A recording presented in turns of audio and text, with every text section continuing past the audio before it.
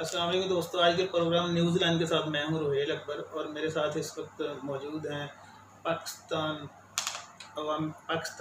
عوامی تحریک کے جناب سیکرٹری جناب خرم نواز گنڈا کو صاحب۔ السلام علیکم سر۔ وعلیکم السلام، کیسے ہیں روہیل سر صاحب؟ خیریت، ٹھیک ٹھاک سر، آپ سنائیں کیسے ہیں؟ اللہ کا کرم، اللہ کا کرم۔ سر 2 سال ہو گئے پی ٹی آئی کی گورنمنٹ کو ملک میں برسر اقتدار آئے ہوئے۔ جی جی ان 2 سالوں سے پہلے اگر نظر دوڑائیں تو جتنا ساتھ آپ نے دیا، اگر وہ آپ کا دھرنا شامل نہ ہوتا تو آج شاید پی ٹی آئی برسر اقتدار نہ ہوتی۔ تو آپ کے وہ الیکشن سے پہلے اتحادی تھے، الحاق تھا، دوست تھے، سارا کچھ تھا، تو ان 2 سالوں میں کیا تبدیلی آئی کہ آپ کے رابطے ان سے ختم ہو گئے؟ نہیں، بسم اللہ الرحمن الرحیم، ہمارا نہ تو راستہ ان کے ساتھ کبھی تھا اور نہ ہی ہو سکتا ہے، صحیح۔ کیونکہ وہ اس نظام کے اندر رہ کے تبدیلی لانا چاہتے ہیں۔ ہم سمجھتے ہیں آج کوئی بھی یہ ماننے کو تیار نہیں ہے کہ ڈاکٹر طاہر القادری جو کہتے تھے کہ یہ نظام نہیں چلے گا، سارے یہ کہتے ہیں شرما کے کہتے ہیں۔ صحیح، کوئی ایک وزیر سے آپ پرسنل انٹرویو کر لیں، ٹھیک ہے، وہ کہتا ہے ہم ہیلپ لیس ہیں اس نظام میں۔ بالکل صحیح، آپ نے پنجاب کے 4 آئی جی تبدیل کر لیے، صحیح، ٹھیک ہے، چیف سیکرٹری چینج ہو گئے، چیف سیکرٹری بار بار بدلے، آپ نے جو ایویشن منسٹری کا حال ہوا، جو مختلف آپ کی گندم کا جو کرائسس چل رہا ہے، آپ کی چینی کا جو کرائسس چل رہا ہے، دیکھیں یہ نظام جو ہے نا، جو ہمارا 2012 سے جو نعرہ تھا کہ چہرے نہیں نظام کو بدلو، صحیح، اس کی وجہ یہ ہے یہ نظام سپورٹ کرتا ہے کرپٹ لوگوں کو، ٹھیک ہے، یہ نظام اس آدمی کو سپورٹ کرتا ہے جو 4 5 10 کروڑ روپیہ الیکشن میں لگا سکتا ہے، اور لامحالہ اگر وہ الیکشن میں اتنے پیسے لگاتا ہے تو اس نے اس سے زیادہ کمانے ہوتے ہیں، تو تب وہ الیکشن میں پیسے لگاتا ہے۔ ٹھیک ہے، ہم مثال لے لیتے ہیں بنگلہ دیش کی۔ بالکل پاکستان اگر آپ اپنا قومی نشان دیکھیں، اس پہ پٹسن تھی صحیح، اور گندم کے سٹے بنے ہوئے ہیں، گندم کے سٹے بنے ہوئے، ٹھیک ہے۔ آج آپ گندم امپورٹ کر رہے ہیں، تو میرا خیال ہے یہ تو ہماری من حیث القوم ڈوب مرنے کا مقام ہے۔ اچھا، اور اس کے مقابلے میں بنگلہ دیش جہاں کاٹن ہوتی ہی نہیں ہے، ہوتی، وہ صرف 34 بلین ڈالر کی ایکسپورٹ کر رہا ہے cotton and cotton made ups, اور ہماری ٹوٹل ملک کی ایکسپورٹس جو ہیں 20 بلین کے لگ بھگ ہے، ان کی صرف کاٹن ایکسپورٹس 34 بلین ہے۔ یہ ہوتا ہے جب نظام آپ بدلتے ہیں، جب آپ بیسکس بدلتے ہیں، جب اپنے راستے کا آپ تعین کرتے ہیں کہ آپ کا کیا مستقبل کا راستہ ہے۔ میں سمجھتا ہوں اور میں ذاتی طور پہ عمران خان کو ایک کلین پولیٹیشین سمجھتا ہوں، لیکن اگر آپ ان کے ارد گرد دیکھیں اور اس نظام کو دیکھیں تو میرا نہیں خیال، اگر میں عمران خان کی جگہ ہوتا تو میں شاید کہتا کہ جی عوام کے پاس جاتا، عوام کو کہتا کہ دیکھیں ایک سپلٹ گورنمنٹ کے ساتھ میں تبدیلیاں نہیں لا سکتا۔ ٹھیک ہے، اٹلی میں پچھلے 50 سال میں 40 گورنمنٹس بدلی، صحیح، پاکستان میں ہر 2 سال بعد حکومت بدلتی رہی ہے۔ 90 میں 88 میں ایک حکومت تھی، 90 میں دوسری آئی، 2 سال بھی پورے نہیں، 93 میں تیسری آئی، 97 میں چوتھی آئی، 2000 میں 5ویں آ گئی۔ تو ری الیکشن کرانا، اب یہ 5 سال تو شاید پورے کر لیں گے، لیکن یہ 5 سال مر مر کے اور رو رو کے پورے کریں گے۔ ہر دفعہ جو چھوٹی پارٹیز ہیں وہ بلیک میل کریں گی، اور کولیشن گورنمنٹس میں یہ ایک طریقہ کار ہے۔ میں نہیں سمجھتا کہ کوئی ان حالات میں کوئی ریزلٹس ڈیلیور ہو سکے۔ ٹھیک ہے، تو ابھی یہ جو موجودہ کابینہ ہے جو تبدیلی لانے والے اور تبدیلی کے دعوے داروں کے بالکل ساتھ ہے، یہی جب الیکشن سے پہلے خان صاحب کہتے تھے کہ پیپلز پارٹی نے لوٹ مار کی، نون لیگ نے لوٹ مار کی، اور ان جو لوٹ مار کرنے والے تھے وہ اب سارے ان کے ساتھ ہیں، جی، تو کیسے تبدیلی آئے گی؟ کیسے وہ عوام سے جو وعدہ کیا وہ پورا کریں گے؟ دیکھیے ڈاکٹر صاحب نے تو بڑا صاف انداز میں کہا تھا کہ 2 سال کے اندر تبدیلی اس نظام کے آگے گھٹنے ٹیک کے منہ کے بل پڑی ہوگی۔ تو پڑی ہوئی ہے. اور آج آپ دیکھ لیجئے کہ وہی کچھ ہو رہا ہے. جب تک آپ فنڈامنٹل اوور ہال نہیں کریں گے، صحیح. جب تک آپ میرٹ کو آگے نہیں لے کر آئیں گے، اگر نوکریاں سفارش پہ ملنی ہیں، پوسٹنگ سفارش پہ ہونی ہے، تو لامحالہ بیوروکریٹس ملازم بن کے رہیں گے پولیٹیشنز کے. اگر وہ ملازم بن کے رہیں گے، وہ پھر اپنی مراعات بھی حاصل کریں گے، مراعات لیں گے. ایک زمانہ تھا کہ پاکستان میں 60s اور 70s میں ساری پوسٹیں جو تھی، کوئی پوسٹ ڈائریکٹلی کوئی نہیں لے سکتا تھا. ٹھیک ہے. ہر چیز میرٹ پہ تھی، امتحانوں کے نتیجے میں ملتی تھی. اس کی بیسٹ اگزامپل آپ دیکھ لیں، ابھی فضل الرحمان صاحب کے بھائی کو ڈپٹی کمشنر کراچی لگایا ہے. اس آدمی نے زندگی میں کوئی امتحان نہیں دیا. اچھا، بغیر امتحان دیے؟ بغیر امتحان دیے ان کو انڈکٹ کیا گیا، غالباً گریڈ 16 میں انڈکٹ کیا گیا افغان ریفیوجیز میں. وہاں سے انہوں نے کیریئر کی ابتدا کی، سفارش پہ ان کو کنورٹ کر دیا گیا. انہوں نے نہ کبھی سول سروس کا امتحان دیا، کوئی کمپٹیٹیو ایگزام زندگی میں نہیں. تو اگر آپ ایسے لوگوں کو اوپر لائیں گے تو پھر جو لوگ لائق ہیں وہ پاکستان کیوں چھوڑتے جا رہے ہیں؟ وہ اس لیے چھوڑتے جا رہے ہیں کہ ان کو پتا ہے کہ لیاقت کی بنا پر دوسرے ملکوں میں جا کے وہ ترقی کر سکیں. اگر ان کو یہاں ترقی کے مواقع نہیں ملتے، اور اس کی میں ہزاروں اگزامپلس دے سکتا ہوں، جو لوگ یہاں سے گئے اور بہت کامیابی حاصل کی باہر، اس لیے کہ وہاں ایک میرٹ بیسڈ سسٹم ہے، اور اس میرٹ بیسڈ سسٹم میں وہ پھلے پھولے، کامیابی حاصل کی اور بلندیوں تک گئے. ہم انفارچونیٹلی ایک میرٹ بیسڈ سسٹم بنانے سے قاصر رہے. ٹھیک ہے. پاکستان میں جو کہتے ہیں کہ اصل جو خرابی کی جڑ ہے وہ سیاستدان ہیں، جنہوں نے یہ سارا کچھ کیا. تو کیا باقی سارے اداروں میں جتنے لوگ بیٹھے ہیں وہ دودھ کے دھلے ہوئے؟ نہیں، ایسی بات قطعاً نہیں ہے. لیکن آئین کو کون تبدیل کر سکتا ہے؟ ٹھیک ہے. سیاستدان. سیاستدان کر سکتے ہیں، فوجی تو نہیں بدل سکتے، نہ ہی بیوروکریٹ بدل سکتے ہیں، نہ ہی عدلیہ بدل سکتی ہے. نہیں بدل سکتے. تو ملک تو گورن ہوگا آئین کے تحت. تو اگر آئین کو تبدیل نہیں کریں گے پولیٹیشنز، اور اپنے مقاصد کے لیے آئین کو استعمال کیا جائے گا، اور لوگ صوبوں کے انٹرسٹ کو قومی انٹرسٹ کے اوپر فوقیت دیں گے، تو پھر فیڈریشن کیسے چلے گی؟ آپ 18ویں ترمیم کے نتیجے میں فیڈرل گورنمنٹ تو فقیر ہو گئی ہے. اب اس میں ترمیم کی جا رہی ہے، ان کے پاس پیسے ہی نہیں ہیں، ترمیم ہونے نہیں دیں گے. جو لوگ اپوزیشن میں بیٹھے ہیں، دیکھیں نا، پاکستان مسلم لیگ نون نے اور پاکستان پیپلز پارٹی نے شور ڈالا اور وعدے کیے کہ ساؤتھ پنجاب کو ایک صوبہ بنایا جائے گا. اب وقت آ گیا نا، وہ بل پیش کریں. وہ بل پیش کریں، اور اگر حکومت نہیں بناتی تو کم از کم وہ کہہ سکتے ہیں. لیکن جہاں نیت نہ ہو بہتری کی، وہ ایک نعرہ تھا اس وقت، ان کو سوٹ کرتا تھا، انہوں نے لگایا. آج میں چیلنج کرتا ہوں، اور آپ کسی بھی انٹرویو میں پوچھیں کہ پیپلز پارٹی یا مسلم لیگ نواز اس وقت بل کیوں نہیں پیش کرتے؟ بالکل، وہ تو بل پیش کرے نا. یہ نہ پاس ہو سکے تو وہ کم از کم کہہ تو سکیں گے. وہ تو پی ٹی آئی کی نااہلی ہو جائے گی. انہوں نے تو وعدے کیے تھے. بالکل. مگر انہوں نے جنوبی پنجاب کو آدھا سیکٹریٹ تو بنا دیا، وہاں پہ چیف سیکرٹری صاحب بھی بیٹھا کریں گے، ایڈیشنل آئی جی بھی انہوں نے بنا دیا. مگر ابھی وہ ان کا جو بہاولپور اور ملتان کا جو ایشو ہے وہ ابھی تک حل نہیں ہو سکا. تو یہ امید ہے کہ ایسے ہی چلتا رہے گا، یہ سیاست کھیلتے رہیں گے. یہ بالکل آپ درست فرما رہے ہیں. یہ سیاست ہے. یہ جو سیکریٹریٹ بنایا گیا ہے، یہ نہ تیتر ہے نہ بٹیر ہے. یہ سیکریٹریٹ ہے بھی اور نہیں بھی ہے. تابع تو یہ پھر بھی لاہور تخت لاہور کے تابع رہیں گے.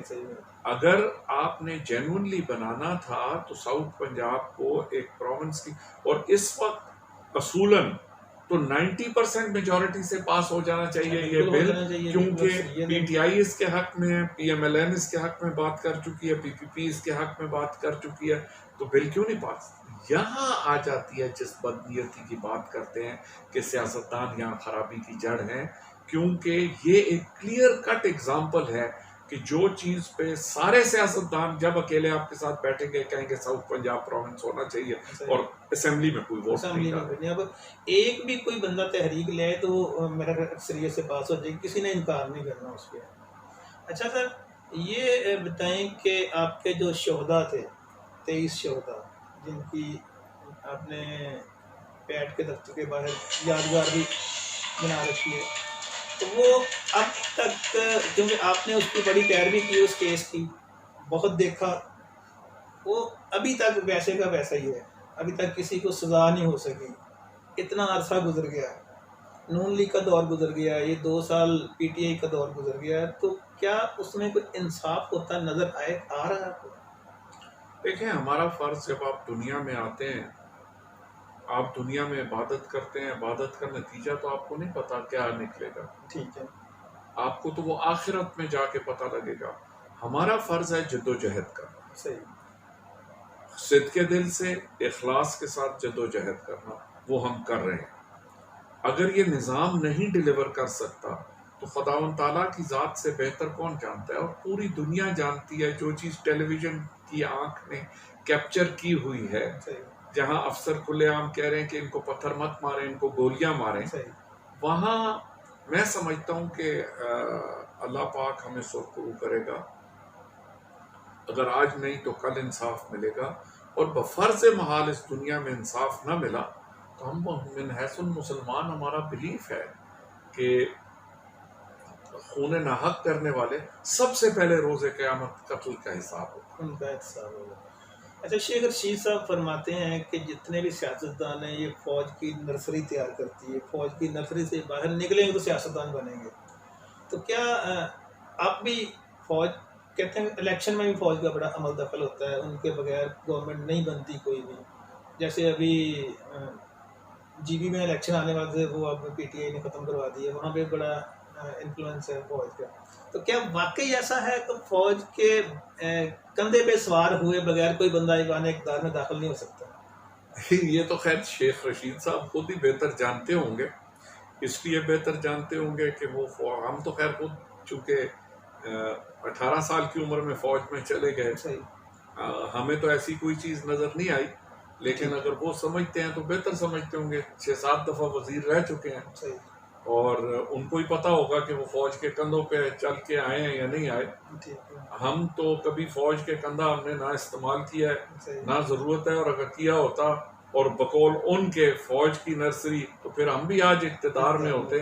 اللہ کا شکر ہے فوج میں جب تک نوکری کی, فوج میں سب سے بہترین نوکری کی. یہ میرا آج بھی چیلنج ہے کہ میرے وقت میں میرے سے بہتر افسر پاکستان فوج میں نہیں تھا. یہ میں چیلنج آپ کو آن ٹیلی ویژن کہہ رہا ہوں, آپ سے بہتر میرے سے بہتر پوری فوج میں کوئی افسر نہیں تھا. یہ میرا ریکارڈ ہے, میں آن ٹیلی ویژن آپ کو یہ بات کر رہا ہوں. اچھا, ٹھیک ہے, میری عمر میں پاکستان ملٹری اکیڈمی میں میرے بعد آج تک پچھلے 40 سال میں کوئی انسٹرکٹر نہیں گیا اتنی چھوٹی عمر میں جس عمر میں انسٹرکٹر تھا پاکستان ملٹری اکیڈمی میں. ریکارڈ آپ پوچھ سکتے ہیں, کسی سے پوچھ سکتے ہیں. تو ہم نے الحمدللہ جو کام کیا ہے بہترین طریقے سے کیا ہے. آج بھی اگر ہم سیاست کر رہے ہیں تو ہم کلین سیاست کر رہے ہیں, اگر ہم دین کی خدمت کر رہے ہیں تو ہم کلین دین کی خدمت کر رہے ہیں.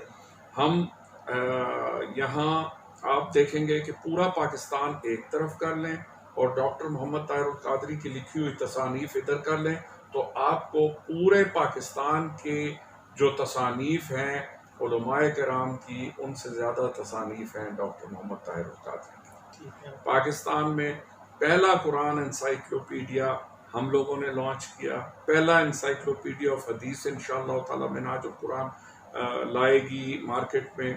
تو ہم بہت خدمت کر رہے ہیں اور دنیا بھر میں خدمت کر رہے ہیں. یہ نہیں ہے کہ ہم پاکستان میں صرف دین کی خدمت کر رہے ہیں, ہم پوری دنیا میں دین کی خدمت کر رہے ہیں. اور اسی سلسلے میں ہم شریعہ کے کورسز یورپ کے ملکوں میں آفر کر رہے ہیں, جو کہ کوئی اور دینی جماعت یہ نہ کر رہی ہے, اور ہم سمجھتے ہیں کہ ان کی شاید دسترس نہیں ہے, اور نہ ہی ان کے پاس اس لیول کے اساتذہ ہیں جس لیول کے اساتذہ. اس وقت ہمارا ٹریننگ ایگریمنٹ ہے الازہر یونیورسٹی کے ساتھ, پاکستان میں کسی کا نہیں ہے. ٹھیک ہے، ہمارے جو ماسٹرز کر کے نکلتے ہیں اور ایم فل کر کے نکلتے ہیں گریجویٹس، ان کو بغیر انٹرنس ٹیسٹ کے الازہر میں داخلہ ملتا ہے. بڑھیا. اور ان قریب ہم ایک یونیک پروگرام لانچ کرنے والے ہیں جو الازہر کے استاد ڈائریکٹلی یہاں پڑھائیں گے اچھا. ویڈیو لنک کے ذریعے. تو انشاءاللہ تعالی ہم یونیک کام کرتے ہیں، بہتر کام کرتے ہیں، اور اللہ کا شکر ہے نہ ہمیں کسی سہارے کی ضرورت ہے، نہ ہم کسی کا سہارا مانتے ہیں، نہ ہم نے سہارا کبھی دیا.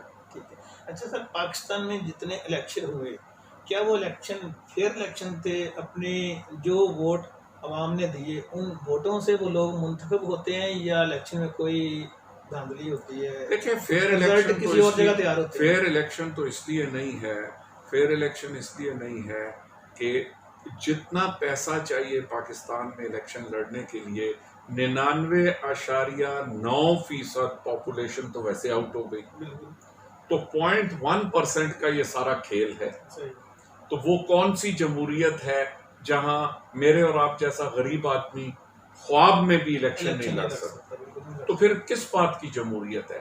یہ ایک بکھنڈ بنایا گیا ہے جمہوریت کے نام پہ، جس نام دے کے پاکستان کے سادہ عوام کو بے وقوف بنایا جاتا رہا ہے. آج قومی اسمبلی ایک بل پاس کر دے، آپ کی الیکشنیں بالکل ٹھیک ہو جائیں گی کہ جو آدمی کسی سیاسی جماعت میں 3 سال نہیں رہا ہوگا وہ سیاسی جماعت کے ٹکٹ پہ الیکشن نہیں لڑ سکے. ٹھیک ہے. یہ بہت اچھا. لیکن کبھی بھی یہ بھی میں چیلنج کر رہا ہوں، قومی اسمبلی میں کوئی ایم این اے یہ جرت نہیں کر سکتا کہ ایسا بل پیش کرے. واقعی وہ تو اس کا مستقبل داؤ پہ لگ جائے گا. ایگزیکٹلی. اور میں نام نہیں لوں گا، ایک خاتون پولیٹیشین ہے جنہوں نے کہا کہ جی پارٹیاں بدلے بغیر تو سیاست ہو ہی نہیں سکتی. تو اب جہاں پھر اس کا مطلب ہے آپ کے پرنسپلز تو کوئی نہیں ہے، آپ کے پرنسپلز کوئی نہیں ہے. آپ کبھی ایک پارٹی میں، کبھی دوسری میں، کبھی تیسری میں، آپ کے روز اصول بدلتے رہتے ہیں. اور اگر آپ کسی پولیٹیشین نے کہا ہے کہ جی میں پہلے مسلم لیگ میں تھا تو غلط کر رہا تھا، کسی نے آج تک کہا ہے کہ جی میں پہلے پی ایم ایل کیو میں تھا یا پی ٹی پی میں تھا تو اس وقت میں غلط کر رہا تھا، وہ کہتا ہے تب بھی میں صحیح تھا، باقی غلط تھے. تو یہ نظام جو ہے پاکستان کے عوام کو کبھی ریلیف نہیں دے سکتا. تو کیا اس ملک میں صدارتی نظام آنا چاہیے، کوئی ماشاء اللہ آنا چاہیے، یا یہی جو جمہوری نظام ہے یہی چلتے رہے؟ عوام کے لیے کون سا بہتر ہے؟ پریزیڈینشل سسٹم کا ایک ایڈوانٹیج جو ہے میں سمجھتا ہوں 2 چیزیں ہونی چاہیے. پریزیڈینشل سسٹم کا ایک ایڈوانٹیج یہ ہے کہ کم از کم majority of the people of Pakistan will elect a man. ابھی یہ ہے آپ کے 10 کروڑ ووٹ اگر ہیں، 10 کروڑ ووٹوں میں سے 4 کروڑ یا 5 کروڑ پڑتے ہیں، 50% اگر اس میں سے پیپلز پی ٹی آئی کے غالباً 2 کروڑ ووٹ ہیں یا 2.25 کروڑ، 2.25 کروڑ ووٹ، تو 2.25 کروڑ ووٹ والا حکومت کر رہا ہے 22 کروڑ کے اوپر. ٹھیک ہے نا؟ تو اگر اس کو آپ جمہوریت کہتے ہیں تو پھر ٹھیک ہے، پھر مطلب ہے ڈیفینیشن بدل لیں جمہوریت کا. میرے نزدیک 51% آف دا پیپل ہو پول، اگر انہوں نے کسی کے، اور یہ پوری دنیا میں بہت ساری جمہوریتوں میں یہ ہے، ٹھیک ہے، کہ ہم نے سسٹم وہ بنانا ہے جو عوام کو ڈیلیور کر سکے. عوام کو اس سے غرض نہیں ہے کہ آپ کا سیاسی منشور کیا ہے، آپ رائٹ پہ ہیں، لیفٹ پہ ہیں، سینٹر پہ ہیں. عوام کو سستا آٹا کون مہیا کر سکتا ہے، عوام کو سستی چینی کون مہیا کر سکتا ہے، عوام کو سستی بجلی کون مہیا کر سکتا ہے. یہ سکسیسو گورنمنٹس فیل ہوئی ہیں، میزریبلی فیل ہوئی ہیں. آپ چینی کی قیمتیں پچھلے 30-40 سال سے دیکھ لیں، بڑھتی ہی رہی ہیں. آج کے 2 روپے بڑھ گئی، آٹے کی قیمت بڑھتی ہی رہی ہے. جہاں دنیا میں قیمتیں سٹیبل ہیں وہاں پاکستان میں بڑھتی جا رہی ہیں. اور ایک وقت آ گیا ہے کہ ہم افغانستان کے مقابلے میں ہماری کرنسی گری ہوئی ہے، ہندوستان کے مقابلے میں بنگلہ دیش جو ہم سے ٹوٹ کر ایک ملک بنا، آج ٹکے کی قدر جو ہے وہ روپے سے بہت بہتر ہے. بالکل تو کچھ تو ہم غلط کر رہے ہیں نا, صحیح صحیح. کچھ تو ہم غلط کریں. بالکل. افغانی کا لوگ مذاق اڑایا کرتے تھے, افغانی کرنسی کا. میں جب اسکول کالج میں پھرتا تھا کہ ہم جا کے 100 روپے دیتے تھے اور 500 افغانی لے آتے تھے. ہم اسکول ٹرپ پہ گئے تھے افغانستان, اس طرح ہمیں افغانی ملتا تھا. آج افغانی کی قدر بھی روپے سے زیادہ ہے. تو آفٹر آل ہم کچھ تو غلط کر رہے ہیں نا کہ آج ہماری کرنسی کی یہ سچویشن ہے, ہمارے قرضوں کی یہ سچویشن ہے. بنگلہ دیش جو کہ فلڈ سیزن میں 1/3 ملک یا 25% ملک زیر آب ہوتا ہے, ان کی کاٹن انڈسٹری تھرائیو کر رہی ہے, ان کی آئی ٹی انڈسٹری تھرائیو کر رہی ہے, ان کی سروسز انڈسٹری تھرائیو کر رہی ہے. تو کیا بات ہے کہ ہم نہیں وہ چیزیں کر سکے. 1970 میں ہمارے ڈاکٹرز ہزاروں کے حساب میں برطانیہ اور امریکہ جاتے تھے. آج جو آپ کے ڈاکٹرز جاتے ہیں برطانیہ, امریکہ جا کے اور کینیڈا, ٹیکسیاں چلاتے ہیں. یہ کینیڈین پرائم منسٹر نے کہا کہ یہاں ڈاکٹر بجائے اس کے کہ بچے ڈیلیور کریں, یہاں کے ٹیکسیاں چلا رہے ہیں اس لیے کہ وہاں کا امتحان نہیں پاس کر سکتے. صحیح صحیح. تو وہ ہمارے ایجوکیشن سسٹم کی ناکامی ہے. بالکل. تو اس ایجوکیشن سسٹم کو کون تبدیل کرے گا؟ کون سا نظام ہمارے لیے بہتر رہے گا کہ ہمارے آنے والے جو بچے ہیں یا موجودہ بچے ہیں یہ جب جوان ہوں تو ان کو ایک اچھا مستقبل مل سکے, ان کو پتہ ہو کہ ان کی کوئی لائن آف ڈائریکشن ہو, ابھی سے ان کو بتا دیا جائے. اور یہاں پہ تو ڈاکٹر عبدالقدیر خان صاحب بند ہیں ابھی تک گھر میں اپنے, ان کو ابھی تک کوئی ذمہ داری اگر دے دی جائے, آپ کے خیال میں ان کو اگر کوئی ذمہ داری دے دی جائے, وہ کہتے ہیں کہ میں بجلی پیدا کر سکتا ہوں, میرے پاس ہے اس کا طریقہ, کو کلیہ ہے ان کے پاس. 70-80 سال گزر گئے, ہم وہ بدقسمت ملک ہیں کہ ہم یہی فیصلہ نہیں کر سکے کہ ہمارا نصاب کیا ہوگا. بالکل ایسے. کبھی ہم رسول پاک صلی اللہ علیہ وسلم کے نام سے جو ہے خاتم النبیین, ان کا خاتم النبیین لکھنا چاہتے ہیں. پارلیمنٹ میں جب پرائم منسٹر صاحب کو کہا جاتا ہے تو وہ خاتم النبیین کہنے کے لیے تیار نہیں ہے. آپ کی جو نصاب کی کتابیں ہیں ان میں محمد صرف لکھنا شروع ہو گئے ہیں. تو یہ اسلامی ملک کا اگر حال ہے تو اس سے بہتر ہے ہم اسلامی ملک نہ کہلائیں اپنے آپ کو. دیکھیں کچھ چیزیں ہیں جو مذہب میں اور دین میں جن پہ کمپرومائز نہیں ہو سکتا. تاجدار کائنات کی حرمت پہ کوئی اسلامی ملک کمپرومائز نہیں کر سکتا, اور اگر کرتا ہے تو پھر وہ اسلامی ملک کہلانے کے لائق نہیں ہے. میں ان لوگوں کو کیوں نہیں سزا دی جاتی جنہوں نے رسول پاک صلی اللہ علیہ وسلم کے ساتھ سے صلی اللہ علیہ وسلم ہٹا کے اور صرف محمد لکھا ہے. آخر وہ افسر اس ملک میں موجود ہیں, ان کے خلاف کیا ہو رہا ہے؟ کچھ بھی نہیں ہو رہا. تو جب تک ہم اپنے تشخص کو نہیں بچائیں گے, جب تک ہم یہ فیصلہ نہیں کریں گے کہ ہم ایک میرٹ بیسڈ سوسائٹی بنیں گے, تب تک ترقی نہیں ہوگی. اچھا, اکثر سیاستدان غریبوں کی بات کرتے ہیں, تو غربت مجھے نہیں لگتا انہوں نے کبھی دیکھی ہو. آپ نے کبھی غربت دیکھی ہے؟ کبھی اس غربت سے گزرے ہیں جو آج کل ہمارے غریب طبقہ جس میں سے گزر رہا ہے؟ دیکھیے میں غربت سے شاید خود تو نہیں گزرا, لیکن میں اس لیے اپنے آپ کو ویل کوالیفائڈ سمجھتا ہوں کہ ہماری تحریک میں غریب سے غریب ترین طبقہ موجود ہے.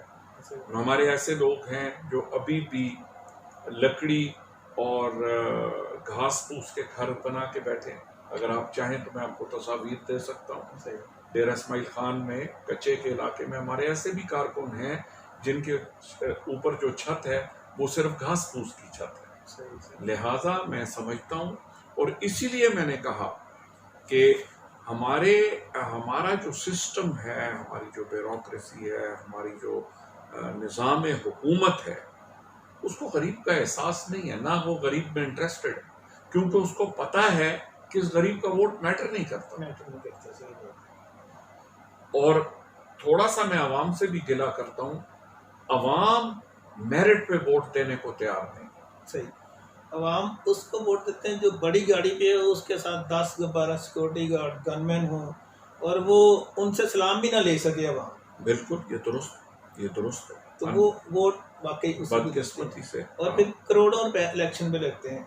تو وہ گوشواروں میں جب درج کرتے ہیں کہ ہمارا اتنا خرچہ ہے, تو وہ بنیاد ہی ان کے جھوٹ وہ نظام کا مذاق اڑا رہے ہیں، نظام بالکل وہ نظام کا مذاق اڑا رہے ہیں. ایک منسٹر اگر یہ کھڑا ہو کے کہتا ہے کہ ڈگری ہوتا ہے، جعلی ہو یا اصلی ہو، بالکل صحیح بات ہے. یہ کیا ہمارے لیے ڈوب مرنے کا مقام نہیں ہے؟ اچھا یہ اس ہم آج میں حیران ہو گیا، ایک ججمنٹ میں نے دیکھی ہے، ایک پائلٹ کا لائسنس سسپینڈ ہوا ہے اور اس کو اسٹے آرڈر دیا ہے عدالت نے. یعنی وہ اب مشکوک لائسنس کے ساتھ 300 یا 400 پیسنجر کو لے کے اڑ رہا ہے. اگر سمجھتی ہے عدالت کے لائسنس کا کینسل کرنے والی اتھارٹی نے غلطی کی ہے تو اس اتھارٹی کو سزا دے نا. عوام الناس، عامت الناس جو اس جہاز میں بیٹھیں گے جس کے پائلٹ کا لائسنس مشکوک ہے، تو وہ پھر کراچی والا حال ہوگا نا. پھر وہ کراچی والا. اور اب تو پوری پی آئی اے کا کراچی والا حال ہو چکا ہے. پوری دنیا میں ہمارا جو اس وقت حشر ہے پی آئی اے کی وجہ سے. ہمارے جتنے ملازم تھے پاکستانی جو کام کرتے تھے باقی ایئر لائنوں میں، انہوں نے سب کی چھٹی کرا دی. اور یہ پاکستان کی جو بدنامی ہوئی ہے اس اور یہ کہتے ہیں کہ سارا نون لیگ اور پیپل پارٹی کے دور میں ہوا ہے، جتنے بھی جعلی لائسنس بنے ہیں. اور وہ جو وزیر ہوا بازی ہیں وہ پیپل پارٹی کے وزیر ہیں. اصل میں وہ کیا کہتے ہیں، شرم تم کو مگر نہیں آتی، کعبے کس منہ سے جاؤ گے غالب. بات یہ ہے کہ جب شرم ختم ہو جائے تو پھر سب جائز ہے. اب اس گورنمنٹ کا جو حصہ رہا ہو، خود وزیر رہا ہو، وہ اب انہی پہ کیچڑ اٹھا رہا ہے. چلیں خیر یہ تو اچھا. ڈاکٹر صاحب کے بارے میں یہ اکثر لوگ بڑا سوال کرتے ہیں کہ ڈاکٹر صاحب کے نام پہ جو پراپرٹیاں ہیں وہ کتنی ہیں؟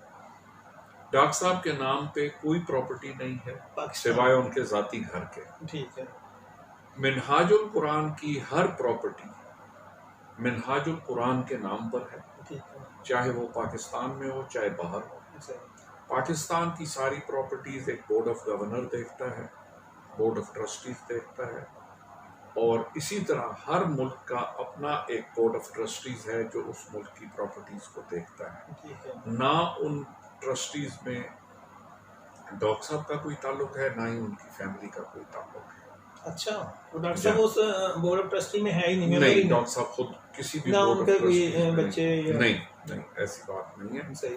بورڈ آف ٹرسٹیز انڈیپینڈنٹ لوگوں پہ مشتمل ہے، میرے جیسے انڈیپینڈنٹ لوگوں پہ، اور بورڈ آف ٹرسٹیز بدلتے رہتے ہیں اور وہ اپنی مرضی سے فیصلے کرتے ہیں. وہ اپنی مرضی سے فیصلے کرتے ہیں. پراپرٹیز میں کنسٹرکشنز ہوتی ہیں، پراپرٹیز کو بیچ کے دوسری خریدی جاتی ہیں، یا ان میں کنسٹرکشن ہوتی ہے. ابھی ماشاءاللہ بریڈ فورڈ میں ہم ایک یونیورسٹی بنانے جا رہے ہیں، منہاج یونیورسٹی. لاہور کی ایک برانچ بریڈ فورڈ میں کھلنے لگی ہے. وہاں ایک گرلز کالج، ہم college of Shariah for girls بنا رہے ہیں، ایک اسکول بنا رہے ہیں بچیوں کے لیے. اسی طرح کثیر مراکز ہیں ہمارے، مساجد ہیں ہماری، وہ سب کے سب منہاج القرآن کی تنظیم کی پراپرٹی ہے. ٹھیک ہے. اچھا آپ نے پچھلے یہ الیکشن سے پہلے 2 سال پہلے عمران خان کے ساتھ مل کر جس جدوجہد کا اعلان کیا تھا اس کے ساتھ آپ شامل رہے، کندھے سے کندھا ملا کے. مجھے یاد ہے کہ یہ قربانی آنے والی ہے، تو ایک قربانی ادھر ڈی چوک میں بھی کی تھی، اور بکرے کو جب چھری پھیری تھی آپ نے تو میں بھی اس وقت وہاں پہ موجود تھا. میں تو صرف ایک بات کہوں گا کہ ماڈل ٹاؤن کے اوپر محترم عمران خان کے بیانات، ان کے وزراء کے بیانات، اور پاکستان مسلم لیگ کیو کے لیڈرز کے بیانات، پاکستان پیپلز پارٹی کے لیڈرز کے بیانات آپ سب کور کرتے رہیں. اس نیچے آ کے ہال میں سب نے ہمارے ساتھ وعدہ کیا. آج 6 سال بعد سب اقتدار میں بیٹھے ہیں، ان کو ماڈل ٹاؤن کے شہداء یاد نہیں ہے. لیکن میں ایک بات کہوں گا، اور یہ شاید سخت بات ہو، پتہ نہیں ایک سیاستدان کو ایسی بات کرنی چاہیے یا نہیں کرنی چاہیے، لیکن میرا ضمیر کہتا ہے مجھے یہ بات کرنی چاہیے کہ انشاءاللہ تعالی روز قیامت ان سب پارٹیوں کے لیڈرز کے گریبان ہوں گے اور یہ شہداء، کیونکہ شہداء کا حق اگر ادا نہیں کیا، جس نے بھی نہیں کیا، چاہے وہ اصحاب اقتدار ہیں چاہے وہ اپوزیشن میں آج بیٹھے ہوئے ہیں، وہ سب کے سب ذمہ دار ہیں. انہوں نے کوئی ایفرٹ نہیں کی، اور اللہ پاک انشاءاللہ تعالی آپ دیکھیں گے کہ اس دنیا میں بھی اور آخرت دونوں میں، کیونکہ اگر آپ پاور لیس ہیں تو پھر تو آپ پاور لیس ہیں، لیکن اگر آپ اقتدار میں ہیں صحیح، اور اقتدار آپ کے ہاتھ میں ہے، اور اگر اقتدار نہیں بھی ہے تو آپ آواز تو اٹھا سکتے ہیں۔ اس 17 جون پہ ایک پارٹی نے بھی آواز نہیں اٹھائی، اس لیے کہ سب کے مفادات اب ہمارے ساتھ منسلک نہیں ہے۔ تو اب ایک اور بات جو ڈاکٹر صاحب کے بارے میں اکثر لوگ پوچھتے ہیں ہم سے کہ ڈاکٹر صاحب جب پاکستان آتے ہیں پھر کافی ان کی وہ جوشیلی تقریریں ہوتی ہیں حکمرانوں کے خلاف، اور کہتے ہیں کہ پھر وہ واپس چلے جاتے ہیں۔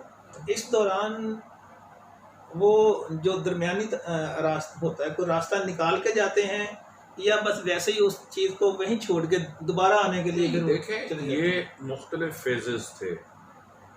ہم جد و جہد کرنا چاہتے تھے ایک ایسی حکومت کی جو ٹرولی ریپرزینٹیٹیو ہو اور جو حکومت عوام کی خدمت کر سکے۔ اس سٹرگل میں پاکستان مسلم لیگ کاف بھی ہمارے ساتھ تھی، پی ٹی آئی بھی ہمارے ساتھ تھی، لیکن جب ہم نے ریئلائز کیا، اور اب آپ دیکھ بھی رہے ہیں ان 2 سال میں، تو دیکھیں نا یہ دونوں اصحاب اقتدار ہیں، بالکل صاحب اقتدار ہیں، تو اصحاب اقتدار بن کے انہوں نے کیا کیا ہے؟ لہٰذا مجھے ذات کسی کی سے غرض نہیں ہے، مجھے تو غرض گھوم پھر کے واپس ادھر یہ ہے کہ اگر عوام کو سستا آٹا، سستی چینی اور سستی اشیاء نہیں مل سکتی، اگر ان کو بجلی اور پیٹرول سستا نہیں مل سکتا، تو پھر میں سمجھتا ہوں فرشتے بھی اگر حکومت میں ہیں تو عوام کو کیا فائدہ ان کے فرشتے ہونے کا۔ ٹھیک ہے۔ اچھا، عمران خان کو بلاول بھٹو زرداری اور نون لیگ کے سارے تقریباً سلیکٹڈ کہتے ہیں، جی، تو آپ سمجھتے ہیں کہ وہ سلیکٹڈ ہیں، الیکٹڈ ہیں یا کچھ اور ہیں؟ بلاول بھٹو صاحب کو کس نے سلیکٹ کیا یا الیکٹ کیا؟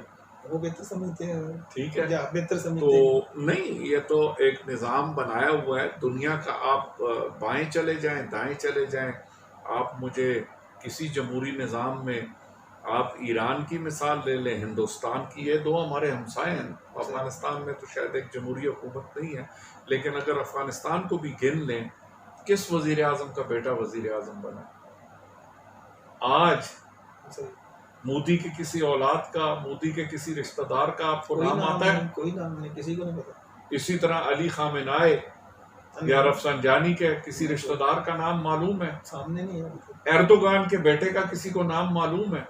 آگے چلتے جائیں یورپ میں، برٹش پرائم منسٹر کا بیٹا نہیں ہے؟ بالکل ہے ان کے بچے۔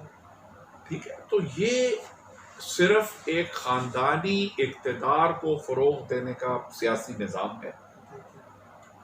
اس نظام میں کسی کو سلیکٹڈ کہنے کا حق نہیں ہے، کیونکہ وہ خود بھی سلیکٹڈ ہے۔ وہ خود اس لیے سلیکٹڈ ہے کہ انہوں نے بغیر میں مریم صاحبہ کی کیا ذاتی کوالیفیکیشن ہے؟ سیاست میں کوئی نہیں۔ ٹھیک ہے، انہوں نے بات تو تب ہوتی ہے، آپ اکثر نمائندے جو جمہوری ملکوں میں، وہ لوگ ایک پروسیس کے تھرو گزرے ہوتے ہیں۔ وہ ورکر کے طور پہ ایک پارٹی میں آتے ہیں، ورکر سے ترقی کرتے ہیں، اور پھر پارٹی ان کو الیکشن کے لیے چنتی ہے۔ یہاں اگر آپ پارلیمان میں آج بھی جا کے دیکھیں، جو خواتین نمائندگان ہیں، وہ سب کی سب یا بہویں ہیں، یا بہنیں ہیں، یا بیویاں ہیں، یا بھتیجیاں ہیں، بھانجیاں ہیں، اور یا کوئی اور رشتے سے آئی ہوئی ہیں۔ آپ مجھے پولیٹیکل ورکر دکھائیں، کتنی خواتین پولیٹیکل ورکرز ہیں؟ بیوٹیشن بھی ہیں جو ان پہلے بھی خدمت کرتی رہی ہیں، بعد میں بھی۔ میں اسی لیے کہہ رہا ہوں نا، آپ مجھے پولیٹیکل ورکرز بتائیں، کتنی خواتین ہیں جو پولیٹیکل ورکرز ہیں اور جو ڈائریکٹلی دوسرے خاندانوں کی رشتہ داریوں میں نہیں ہیں؟ تو جب ایسا نظام ہوگا، وہ نظام کیسے ڈیلیور کرے گا؟ بالکل ٹھیک ہے۔ تو پنجاب میں پیپل پارٹی تقریباً اب ختم ہونے والی ہے، اس کا نام و نشان نہیں ہے۔ سیٹیں بھی ان کی تقریباً پنجاب اسمبلی میں 3 یا 2 سیٹیں ہیں۔ اسی طرح سندھ میں آپ دیکھ رہے ہیں کہ آنے والی جب حکومت بنے گی تو پیپل پارٹی دوبارہ حکومت بنا سکے گی۔ اگر وڈیرا سسٹم اسی طرح رہے گا تو پیپلز پارٹی ہی حکومت بنائے گی۔ آپ کو انٹیریئر سندھ کے حالات معلوم نہیں ہیں، اور نہ بلوچستان کے شاید آپ کو حالات معلوم ہیں۔ وہاں بلوچستان میں ٹرائبل سردارز اور سندھ میں جو وڈیرے ہیں ان سے حکومت کوئی نہیں چھین سکتا، ٹھیک ہے، اور نہ ہی وہاں آزاد الیکشن ہونے کا کوئی چانس ہے۔ آپ دیکھیں ذوالفقار مرزا جیسا پاورفل بالکل پولیٹیشین صحیح بات، نہیں جیت سکا اپنی نہیں سیٹ، جی صحیح، ٹھیک ہے۔ تو وہ اس کی وجہ ہے کہ جو وسائل اگر پولیس اور انتظامیہ کو استعمال کرنے کی جو ریت چلی ہے، وہ ریت اس دن شہباز شریف صاحب نے ایک جگہ ایک جملہ کہا کہ میں ایک آرڈر دیتا ہوں اور بزدار صاحب دیں صحیح، تو بیوروکریسی وہ کرے گی جو میں کہتا ہوں، بزدار صاحب کے یہ کہنے پہ واقعی نہیں، حقیقت ہے، یہ حقیقت ہے۔ ایسا ہی ہے۔ ابھی تک پنجاب کی بیوروکریسی میاں صاحب کے سمجھیں کہ ان کی غلامی کر رہی ہے۔ ایک میسج وہ اگر بزدار سرکار کو کرتے ہیں تو وہی میسج وہ میاں صاحب کو بھی کر دیتے ہیں کہ یہ آج کی ساری کارکردگی ہے، یہ جی کارروائی ہے، بالکل ایسا ہی ہے، ایسا ہی اور یہ ہم کرنے جا رہے ہیں، یہ ہم نے کر دیا ہے۔ تو وہ ساری رپورٹیں جو میاں صاحب کو بھی جا جی رہی ہیں، ہاں درست ہے۔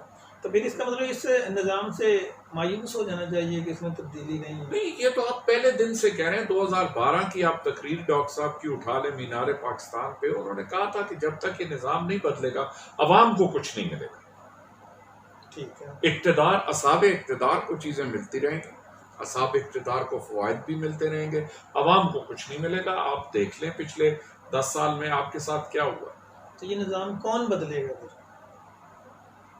یہ عوام خود بدل سکتے اگر ہیں۔ عوام کے ووٹوں کا فیصلہ عوام کی ووٹوں کی مرضی سے نہیں ہوتا تو نہیں، پھر عوام کی مرضی سے ہوتا ہے، اس میں عوام بکتے ہیں، تو پھر عوام اگر بکتے ہیں تو پھر دیکھیں وہ تو 5,000 کا ایک ووٹ بکا جی نا یہ اس آپ کو بھی الیکشن پتہ میں۔ ہے، آپ کو بھی پتہ تو اب عوام تو خود ڈھونڈتے ہیں کہ کون سیاستدان ہمیں پیسے دے اور ہم ووٹ ان کو دیں۔ ہے۔ جی بالکل ایسی بات۔ تو یہ اگر یہ سسٹم چل پڑا ہے اب تو کھل کے ہو رہا ہے، پہلے یہ چھپ چھپا کے ہوتا تھا، اب کھل کے ہوتا ہے، تو یہ نظام بھی بدلنے کی امید ہے۔ دیکھیں امید تو نا امیدی گناہ ہے، امید ہمیشہ ہوتی ہے۔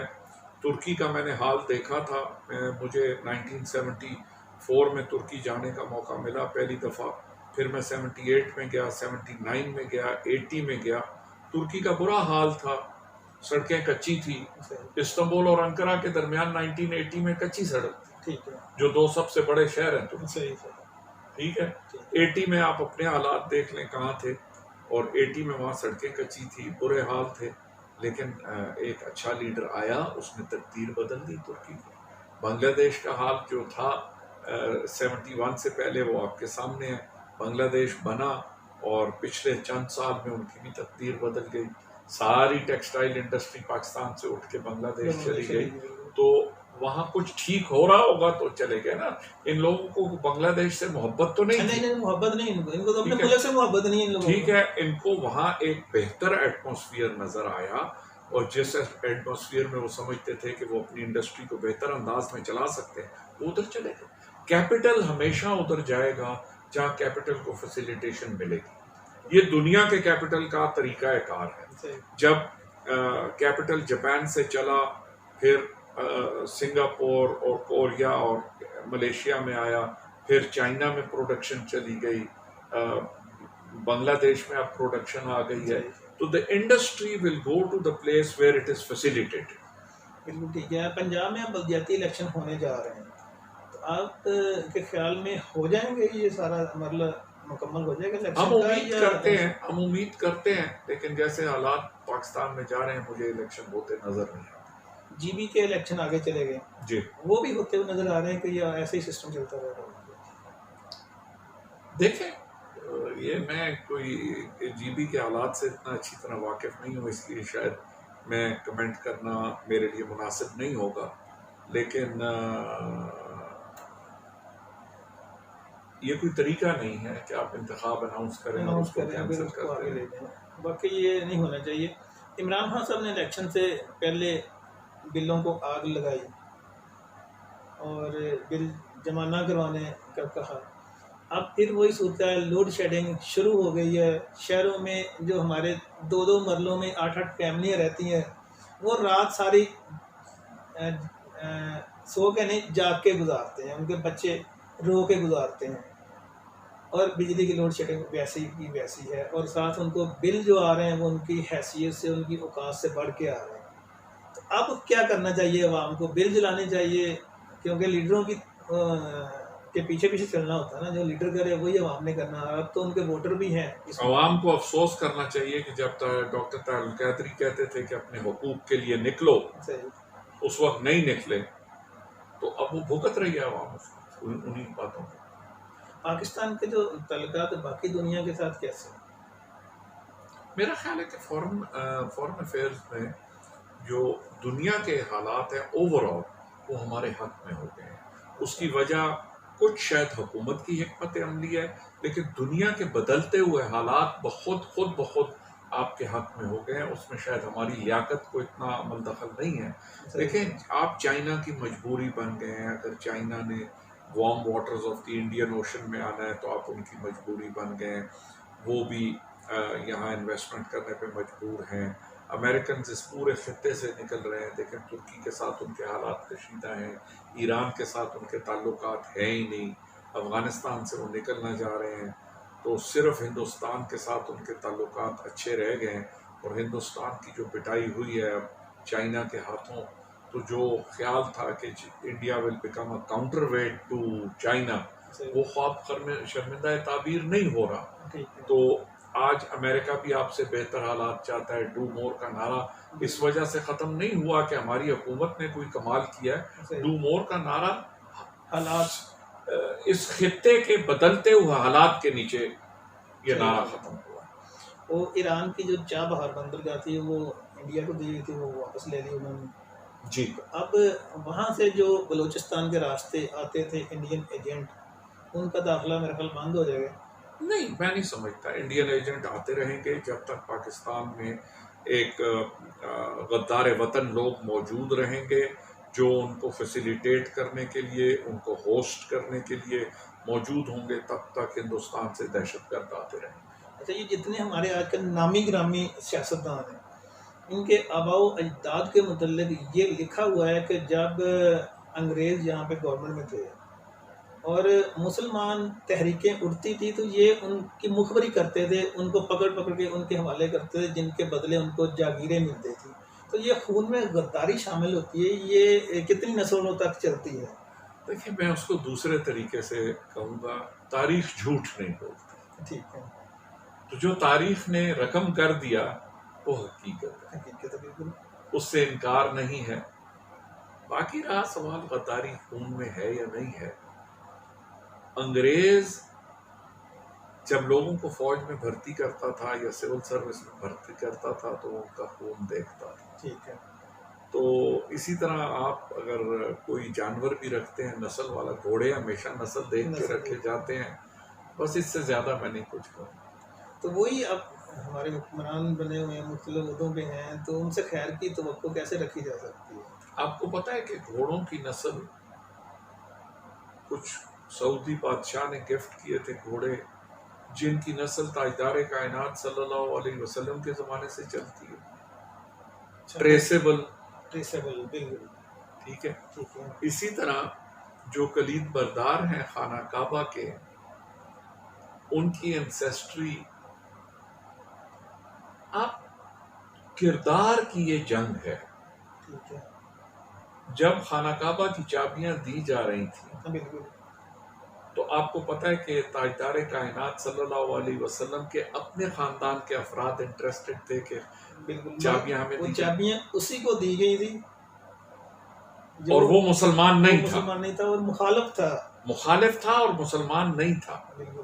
جب اس کو چابیاں دے دی گئیں، اس کے بعد اس حسن سلوک کی وجہ سے وہ خاندان مسلمان ہوا. میں خود ان کو مل کے آیا ہوں. تو بات یہ ہے کہ خاندان اور نسل کا فرق تو پڑتا ہے. ٹھیک ہے. اچھا سر، اب عوام کے لیے کوئی خوشخبری ہے کہ آنے والے دنوں میں انہیں کوئی کسی چیز کا ریلیف مل سکتا ہے؟ میں نہیں سمجھتا کہ ایسی خوشخبری ہم کریں. تو یہ گورنمنٹ 5 سال پورے کرے گی اپنے؟ گورنمنٹ اس لیے 5 سال پورے کرے گی کہ کوئی آپشن اویلیبل نہیں ہے. عمران خان وزیر اعظم رہے گا یا تبدیلی آئے گی کوئی اوپرلی سطح پہ؟ میرے خیال اس لیول پہ بھی کوئی ایک unifying force, P T I میں واحد یونیفائنگ فورس جو ہے وہ عمران خان ہے. باقی تو سارے مختلف پرندے ہیں جو اڑ کے آئے ہیں، کوئی کہاں سے کوئی کہاں سے. تو یونیفائنگ فورس تو صرف عمران خان. تو جو ان پرندوں کو ایک چھتری کے نیچے اکٹھے کرنے والے تھے، ان کی حکومت میں کتنا اثر و رسوخ ہے، ان کی مرضی کے بغیر پتہ ہل رہا کہ نہیں ہل رہا؟ یہ تو اب ظاہر ہے، میں ایوان اقتدار میں نہیں بیٹھا ہوا کہ میں کہہ سکوں، لیکن لوگ جو کچھ کہتے ہیں وہ کہتے ہیں زبان خلق کو نکارہ خدا سمجھو، میں اس سے زیادہ اس کو کچھ عثمان بزدار کے بارے میں بڑی تبدیلی کی افواہیں آتی ہیں، مگر خان صاحب آتے ہیں تو وہ ساری افواہوں پہ پانی پھر جاتا ہے، تھوڑے عرصے بعد پھر وہی افواہیں سرگرم ہونا شروع ہوتے ہیں۔ پنجاب میں عثمان بزدار وسیم اکرم پلس کہتے ہیں، وہ کام بھی ان کا ہے، نظر آ رہا ہے؟ میرا خیال ہے کہ کام ان کا اگر کوئی نظر آ رہا ہوتا تو آپ کو بھی نظر آتا۔ ٹھیک ہے، آپ بتا دیں کہ لاہور میں کوئی ڈیولپمنٹ پروجیکٹ چل رہا ہے اس وقت؟ نہیں لاہور میں تو کوئی اس وقت کوئی ایسا پروجیکٹ نہیں چل رہا، کسی اور بڑے پنجاب کے شہر میں بتائیں کون سا کوئی پروجیکٹ؟ ہاسپٹل نہیں نیا بن رہا، جی کوئی ہاسپٹل نہیں نیا میں بن یہی رہا، گزارش کوئی کر رہا روڈ نہیں بن رہی، جی، کسی جگہ پہ کوئی اسکول نیا، کوئی کالج، کوئی یونیورسٹی نہیں بن رہی۔ سوائے سی پیک کے نیچے جو روڈز بن رہی ہیں، پنجاب حکومت کا اس وقت کوئی بڑا پروجیکٹ میری نظر میں تو کم از کم نہیں ہے، آپ کو اگر پتا ہو تو۔ نہیں فی الحال تو ایسا کوئی نہیں، جی۔ تو کیسے عوام کو ریلیف ملے گا، کیسے عوام کی امیدیں پوری ہوں گی؟ کیا وہ پھر وہی دور خودکشیوں والا شروع ہو جائے گا؟ روزگار نہیں ہوگا تو لوگ بچوں سے نہروں میں چھلانگیں لگائیں گے، گاڑی کے آگے سر دیں گے، کیا ہوگا؟ کدھر جائے گی یہ عوام؟ عوام کے لیے کوئی ریلیف مجھے نظر نہیں آتا، مجھے یہ نظر سسٹم ایسے ہی چلتا رہے گا، سسٹم ایسے ہی چلے گا۔ پھر آنے والے دور میں کچھ چوریاں، ڈکیتیاں، رازدنیاں بڑھیں گے، کرائم بڑھے گا۔ جب مایوسی بڑھتی ہے کرائم ہمیشہ بڑھتا ہے، غربت بڑھتی ہے، افلاس بڑھتا ہے، بھوک و ننگ بڑھتی ہے تو ہمیشہ کرائم بڑھتا ہے۔ یہ ایک یونیورسل اصول ہے، یہ پاکستان کا یا مسلمان ملکوں کا یا یورپین ملکوں کا نہیں ہے، جہاں بھی دنیا میں غربت بڑھے گی وہاں کرائم بڑھے گا۔ کرائم بڑھے گا۔ تو دوستو یہ آج کی آپ نے گفتگو سنی، خرم نواز گنڈا پور صاحب میرے ساتھ تھے، تو اس کے ساتھ ہی اجازت دیجیے سر، آپ کی بڑی مہربانی ہے، آپ نے اپنی مصروفیت میں ٹائم نکالا۔ السلام علیکم دوستو، اللہ حافظ۔